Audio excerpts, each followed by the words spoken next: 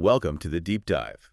This is where we take, a whole stack of sources, could be articles, research, sometimes even a really personal book, and we try to pull out the core insights. Yeah. Today, we're looking at excerpts from a source that's, well, it's a truly personal journey. It walks us through dealing with loss, healing, finding yourself again during some really tough times. And these sources, they're just incredibly rich, very vulnerable, sometimes funny, but always genuinely insightful reflections. It really is a look at how one person found inner safety, a sense of purpose, resilience, and maybe offers some pathways for you, the listener, to explore in your own life. Yeah, exactly. So our mission here is to explore those key nuggets of wisdom, the surprising turns in this journey, and sort of unpack what they might mean for you. We'll follow the thread, starting from a huge life upheaval, moving across the country, dealing with past trauma. Right, rethinking all kinds of relationships, romantic, family, even work ones. Finding a new perspective on money, tackling body image stuff. And ultimately, yeah, discovering this inner light the author calls her glow. Okay, so let's dig into that starting point. The author worked at Comedy Central, right? For over 10 years. Yeah, and it wasn't just a job. It was fundamental to her identity, proof she'd overcome a difficult childhood. She even mentions being introduced as Tara Schuster, Comedy Central, almost like it was a married name. Wow. And then boom, gone. Pandemic fallout. Even with savings, she says it was incredibly tough. That job held so much of her self-worth. And suddenly, she's completely alone, feeling cooped up, identity shattered, just, raging anxiety. It really shows how deeply our identity can get tangled up with those external roles, doesn't it? Especially careers. When that structure disappears, the fallout is way more than just financial. The source really highlights that feeling of being completely alone with a fractured identity. Losing a job can spark this fundamental internal crisis about who you even are outside of what you do. Totally.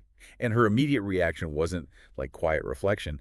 It was that impulse to do something, that internal voice yelling, "Keep on achieving, woman." Yeah. So in what she calls a classic distress move, she Googles, "How can I help in the 2020 election?" And just clicks the first thing. Yep, you can help in Arizona. And just like that, decides, okay, I'm moving to Flagstaff. Wow. That's impulsive. Yeah. But fascinating, right? It's like a physical attempt to grab back some purpose, some control, when the old framework just collapses. And there's that detail about Flagstaff being the world's first international dark sky community. Yeah, I noticed that too. She notes being drawn to a place known for darkness because it matches my current mood perfectly. It's almost like maybe subconsciously she needed a place that could hold her own shadow. And this move, this physical change, it really starts a much deeper internal journey, which quickly brings up the whole concept of trauma. Right. And she's resistant to that word initially. Yeah, she thinks it's only for big-time suffering, or maybe it's just an excuse and people should just move on. Which raises a really important question the source explores. How do we define trauma for ourselves? The book offers this powerful, simple definition from her therapist, basically. Did an emotional wound from the past cause lasting distress? Does it haunt your present in a pattern you can't seem to break? Does your past bleed over your present? If yes. Then yes, the source suggests you're allowed to claim that suffering. The insight isn't about ranking pain. It's about the impact it has on your life now, regardless of anyone else's experience. That's such a crucial reframing, moving from judging it to just acknowledging it. And speaking of words that get kind of co-opted and need reclaiming, she talks about the word glow. Yes. Usually beauty industry jargon, right? Exactly. But here it's redefined, not some fleeting flame, but an inner light that's inextinguishable. Yeah, the source calls it a steady radiance. The idea here is that this isn't about looking good or temporary success. It's an internal state of being that sustains you. The book basically suggests that just by being here, having survived everything you have and being curious about healing, you already have this inner light. Cultivating your glow is about uncovering it, not building it from zero. And she's really upfront about this being messy, right? An ongoing thing. Totally. She talks about ignoring mail until her car insurance got canceled, a hospital bill went to collections. Admit she still goes through shit. But she's endlessly curious about making life enjoyable, meaningful. And one of the biggest surprises she finds, knowing her intrinsic worth. That authenticity is so disarming, isn't it? Makes it relatable. It grounds the whole process in reality. The goal isn't perfection. It's seeing progress, realizing how much more you know and trust yourself when you look back. That core insight, your worth is fundamental. Something to be recognized, not earned. So the mission of this deep dive, kind of reflecting the source, is to explore this as a sort of practical handbook. for reclaiming your soul. Getting off that good enough plateau. Right. Finding a safe home inside yourself. Hmm. Building resilience with conscious habits. Creating the life you actually want, not waiting for the perfect time. Because as the book says, that time will never come. Exactly. That urgency is key. It stresses that this inner work isn't some luxury, it's essential. And it starts with practical, free, joyful baby steps. And there's this powerful idea connecting personal healing to, like, the collective. Unleashing your inner glow makes it so bright. It lights the way not just for you, but for everyone around you. It's framed almost as a collective need. We desperately need to light the way for one another so that when I get lost, I can find my way back home. Your healing becomes a contribution to the whole constellation of humanity. Okay, let's dig into some specific moments that really show this journey, especially around that theme of safety. There's this moment in Flagstaff. She's in a cafe, overhears a dad talking to his sons before a canyoneering trip. Oh yeah, I remember this part. He tells them, if you get scared, I just want you to know we've got a guide whose job it is to keep us safe. So even if it's scary, you're going to be safe. And that simple sentence just hits her like Yeah. warm morning sunshine after a cold night, she says. It sparks this profound realization. She never felt safe growing up, never. The source gives these vivid examples. Her mom constantly warning about sickos, kidnapping, even in safe public spaces. And her dad always talking about impending financial ruin while driving a custom Mercedes, that contrast. Yeah. And the physical environment seemed to echo it, right?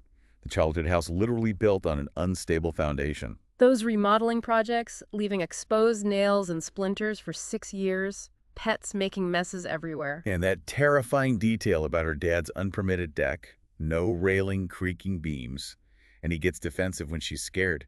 These anecdotes really underscore how those early experiences, especially with parents modeling physical and financial insecurity, can just embed a feeling of unsafety. Her memory of being 5, left alone by a babysitter, showing up messy at a neighbor's, that solidified a core belief. I would always be alone, and I didn't deserve being taken care of. Wow. Feeling like the problem family in that architecturally controlled community just reinforced it.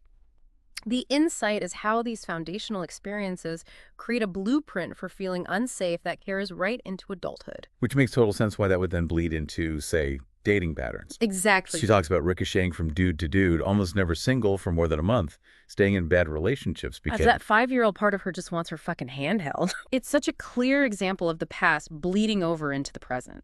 That unmet childhood need for safety translates into searching for external validation, physical closeness, sometimes overriding what's actually healthy. You settle. The dating sabbatical she takes later is a conscious effort to break that pattern, right? To make space to meet those needs internally. And there's that relatable incident the date of the poetry reading. Oh, the poetry reading, yes. The guy just wanders off, leaves her alone, doesn't introduce her, and instead of just being annoyed, it triggers a massive 10 out of 10 reaction. Panic, sadness, thoughts of dying. And the therapist's analysis is so spot on. When you are at 10 out of 10, but the situation is a lame poetry reading, you were hysterical about something historical. Wow. Hysterical about something historical. Yeah.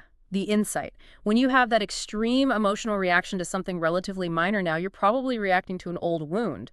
Those 10-10 reactions to 210 situations are big signals the past is showing up. It becomes really clear why building internal safety is presented as, the first step for everything else. Yeah.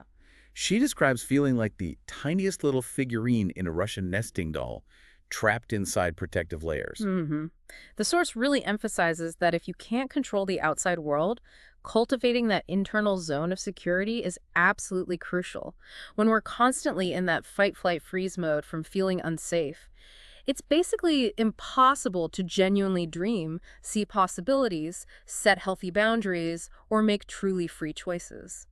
Building internal safety is framed as the very first step in unearthing ourselves. And part of that unearthing means facing uncomfortable feelings directly. Healing isn't always pleasant, she says. It's not just bubble baths. Right. She describes trying a silent retreat, aiming for this hardcore effort, even though she'd never successfully meditated for more than 10 minutes. Rents a cabin, preps special vegetarian meals for extra credit, battles spiders, Yeah. pushes through because of that learned belief. Anything worth doing was supposed to be hard. Which shows how those ingrained beliefs about suffering can actually pull us towards hardship, even when we're trying to heal. The breakthrough doesn't come from pushing harder, though. It comes from exhaustion, desperation, finally pleading for help and feeling a sense of presence. I am right here with you. And the source includes that response from a rabbi, right? Yeah. Who focuses not on God, necessarily, but on working gently, expansively with safety and support to feel emotions without getting lost. Yes, the insight. Real breakthroughs often mean letting go of old ideas about struggle and just allowing space for gentle processing and presence. She also has this big realization about anxiety, that sometimes anxiety is like a blanket emotion covering up things you can't, won't, or don't know how to feel, especially anger. Mm-hmm. Pushing those real feelings down feels like anxiety. And the source mentions her therapist prescribing Wellbutrin not just for anxiety, but for depression, suggesting that suppressing those difficult emotions long enough can lead to this deeper, low-grade despair. So the insight is that anxiety can be a signal you're dodging other feelings. Creating space to feel them, sometimes with help, like therapy or medication, is key to getting at the root cause. Okay, so the journey also involves rethinking relationships beyond just romantic or family ones, like work. Ah, yes. The workplace's family trap. She admits seeing workplaces as home and colleagues as family early on, driven by pure neediness coupled with desperation because her actual family situation was so strained. It's a really common coping mechanism, right?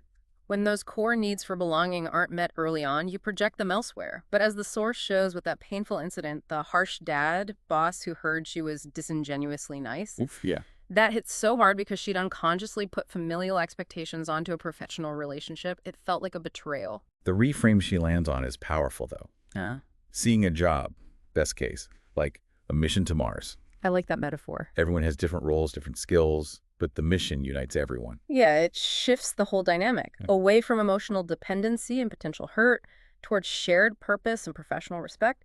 The insight, your job isn't your family, it's your flight crew.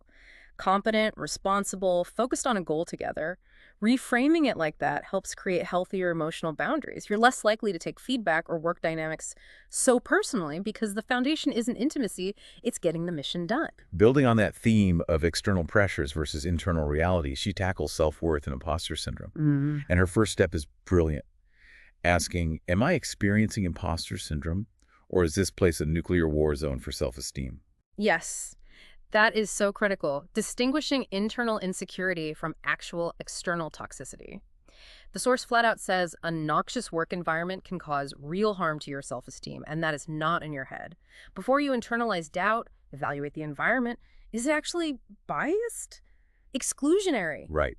And even if the environment isn't toxic, or maybe especially if it is, the key is anchoring your self-worth internally. She shares her practice of writing down unshakable, untakeawayable sources of my confidence. Things like her writing, being kind, using her body in ways that feel good. That proactive definition is vital.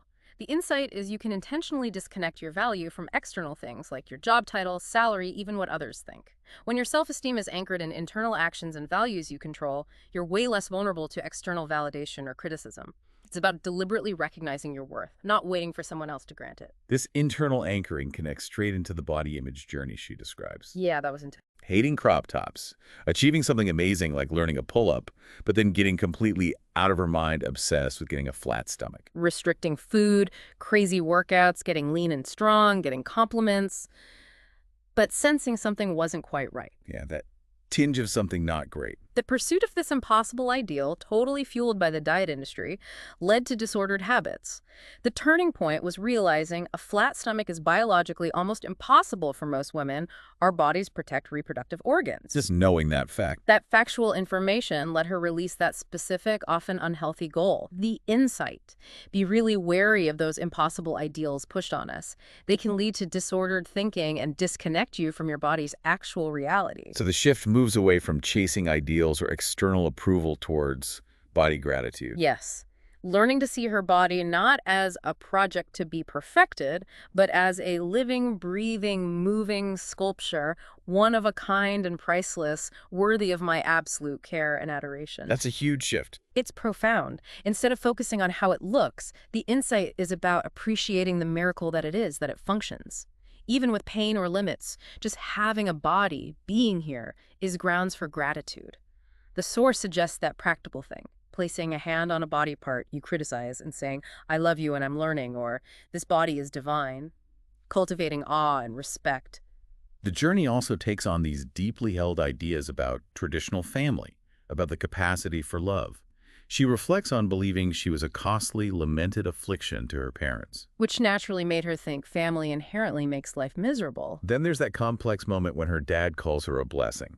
It clashes so hard with her core belief, makes her wonder if family could be good. But the fear of repeating patterns is huge. The source mentions her being terrified of screwing up future kids because she had no good parent example. She'd rather die than hurt a child. It highlights that tension between a possible new view and deep-seated fear. And that fear gets directly challenged when she spends time with her BFF soulmate Fish and her family. Right, with the 3 kids under 4. Despite having zero experience, she jumps in to help. Does the sucky tasks, organizing toys, cleaning food off the floor, changing diapers. And what she discovers is transformative. Seeing Fish and her husband happily prioritize their daughters, laughing, delighting in them, and for herself, doing those hard tasks didn't feel like a sacrifice. It felt like love, she says. Wow. The insight gained, that hands-on experience, especially witnessing healthy dynamics up close, can really challenge those deep fears. It can reveal unexpected capacities within you, show you that you could be a loving caregiver. Guiding her through a lot of these unknowns, health stuff, even Yeah. thoughts about death, is this concept she introduces. Future me. Ah, yes, future me. Wise, calm, embodies potential, like Angelica Houston on a cloud. Yeah, with piles of necklaces. Future me is like the highest version of herself, a mix of the essential self she's meeting through healing and the person she's becoming. It's a great concept, the insight. Creating and connecting with an image of your future me is a practical way to tap into inner wisdom and build trust in your future self's ability to handle whatever comes up. The egg freezing experience is a really stark example of facing a biological reality and needing that inner strength, that trust in future me. Hearing about geriatric eggs at 35 must feel so unfair. Right, but using expiring insurance for a deal pushes her to look into it. And the source really details how intense and unnatural that process is. Mixing and injecting drugs multiple times a day, constant monitoring, ultrasounds, the final surgery. Comparing it to some hypothetical, equally invasive procedure for men really highlights the physical burden women often carry, often without much societal recognition. She calls women who go through IVF, endometriosis, miscarriage, birth, or even just periods, fucking warriors. Yes. Motherhood is often painted as natural, but egg freezing felt anything but natural, even downright alien. And that intense personal experience cultivated this deep gratitude for her body and women's bodies generally, the insight there. These seemingly natural biological experiences for women often demand immense physical and emotional strength, acknowledging that resilience fosters profound appreciation for the body's capabilities, moving way beyond external ideals to deep respect. Throughout all this, there's also this search for connection to something larger, something spiritual, but not tied to traditional religion. Right. She talks about struggling with the jargon, past negative experiences in houses of worship. A really pivotal moment happens at Yad Vashem, the Holocaust Memorial Museum. Seeing the images of Jewish people living vibrant lives before the war and then that preserved living room, it struck her with this sense of shared humanity, vulnerability, connection across time. And the thought arises, if we're all fundamentally the same, maybe we're all made by the same something. It's described as a calm bolt of energy streaming through her, rooting her, the realization the God she was seeking wasn't some external being coming to save her. But was always been both present within me and shining from everyone else. It offers this really powerful, inclusive way to think about divinity or a higher power, not through dogma or waiting for rescue, but through internal connection and recognizing that shared essential flame or stardust in everyone. The insight is that spiritual connection can be found internally and in seeing the shared mystery and majesty of existence in all people. Her own name, Tara, even becomes part of this. It means star in Sanskrit, a guide, a goddess of liberation, compassion, fierce wisdom, who sees suffering and helps relieve it. Meditating on that connects her to who she wants to be, finding strength and purpose right there in her own name. It's like finding a new kind of anchor. Exactly. That personal connection to a larger meaning, whether it's a name's origin, a feeling, the shared human experience, becomes a new anchor, a form of internal safety and purpose that doesn't depend on external validation or traditional structures. The insight. Personal symbols can be really powerful anchors for identity and aspiration. And this whole journey while so personal, is framed in the source as having this broader purpose. It connects back to that idea of lighting the way. She says her downward spiral during that dating situation wasn't because she was weak, but because she was healing and finally gaining the strength to face her inner child's pain. Right. And this healing isn't just for her. The source explicitly says, can you see how your healing is my healing and how much I need you? And I bet that other people need you pretty badly too. The insight. Being able to touch and comfort our own sorrow builds our capacity for real empathy. It lets us genuinely help others who are struggling. Personal healing creates the capacity for connection and contribution. It brings us right back to that core idea we've seen throughout these sources. Cultivating your own inner light, your glow, isn't selfish at all. No, it's necessary, not just for you to navigate, but to be a light for others in that whole constellation of humanity. This journey from feeling lost, defined by external things like a job or relationships, To cultivating internal resilience, identifying what truly matters to you, finding deeper meaning. That's the central arc explored here. moving from seeking safety and worth outside to building it within, Well, which then allows you to actually engage with the world and contribute. yeah, the impact of the past, reclaiming words like trauma and glow, the power of small habits, rethinking relationships and money, shifting body image towards gratitude, finding purpose, making safety plans, embracing future me, recognizing strength in things like egg freezing. All these pieces show that process of building a life anchored in internal truth and resilience. So what might you, listening, take away from this deep dive? Mm. As you navigate your own challenges, maybe the job loss, dating struggles, family stuff, body image issues feel familiar. Well, the journey explored in these sources suggests that the path to feeling safe and finding purpose might really involve looking inward, acknowledging the past, sure, but not getting stuck there, and consciously building small, intentional practices that nourish your own glow. It's not about reaching some perfect state, right? It's about making progress, anchored in self-compassion and a growing trust in your own inherent worth. And maybe consider this final thought, building on the source material.